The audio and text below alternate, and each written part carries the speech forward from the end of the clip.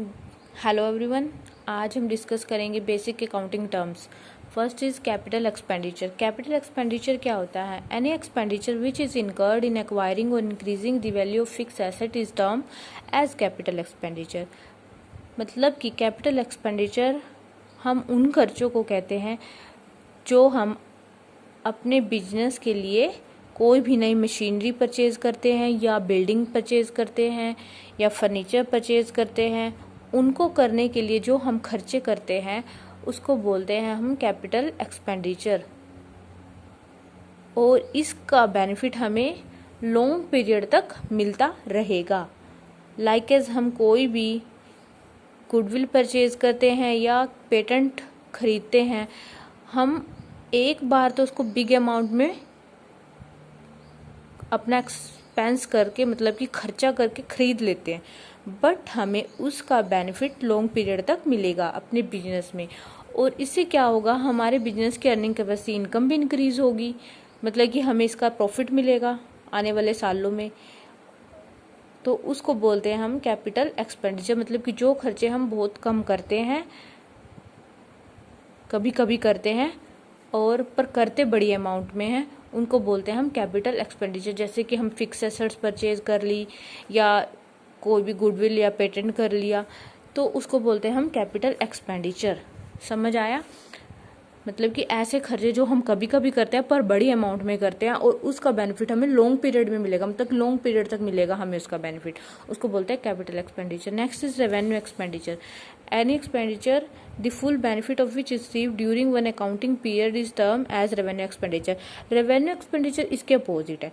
जैसे कि capital expenditure का बेनिफिट हमें लॉन्ग पीरियड तक मिलेगा और अर्निंग कैपेसिटी, इनकम को इंक्रीज करते हैं, इसी तरह रेवेन्यू एक्सपेंडिचर का बेनिफिट हमें वन अकाउंटिंग पीरियड में मिलता है।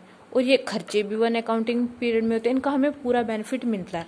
उनको बोलते हैं रेवेन्यू नेचर के। लाइक एस हम गुड्स सेल कर रहे हैं तो उसको कॉस्ट ऑफ गुड्स को सेल करने में भी हमारी कॉस्ट आती है, जैसे कि ट्रांसपोर्टेशन का चार्जेस या पैकिंग का चार्जेस। तो इसका बोलते हैं हम revenue expenditure. Cost of goods को सेल करने में जो कॉस्ट आती है वो होती है हमारी रेवेन्यू एक्सपेंडिचर। जो हमारे डेली के खर्चे होते हैं अपने बिजनेस को मेंटेन करने के लिए, उसको बोलते हैं हम रेवेन्यू। इसी तरह सैलरीज पे कर रहे हैं, रेंट दे रहे हैं या इलेक्ट्रिसिटी चार्जेस पे करते हैं, वो भी हमारे रेवेन्यू एक्सपेंडिचर कहलाते हैं। और रेवेन्यू एक्सपेंडिचर हमारी अर्निंग कैपेसिटी को इंक्रीज नहीं करता, बट हमारी जो एग्जिस्टिंग अर्निंग कैपेसिटी होती है ना, उसको मेंटेन करने का काम करता है।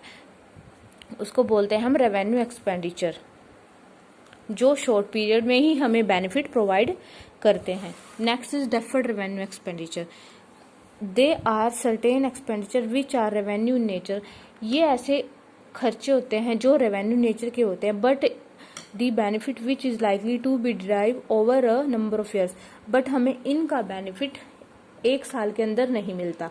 जैसे रेवेन्यू एक्सपेंडिचर में तो हम अगर एक साल के अंदर खर्चे कर रहे हैं तो हमें उसका बेनिफिट भी शॉर्ट पीरियड में मिल जाता था। बट डेफर्ड रेवेन्यू एक्सपेंडिचर हैं तो रेवेन्यू नेचर के, बट हमें इनका बेनिफिट उस ईयर में नहीं मिलता, आने वाले सालों में मिलता है। लाइक हम एडवर्टीजमेंट पर आज खर्चा कर रहे हैं, बट हमें उसका बेनिफिट 3 और 4 ईयर्स में मिलेगा।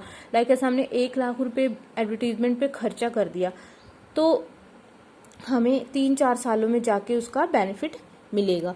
इसको बोलते हैं हम deferred revenue expenditure. Thank you everyone, please like and subscribe my channel for more videos. Thank you.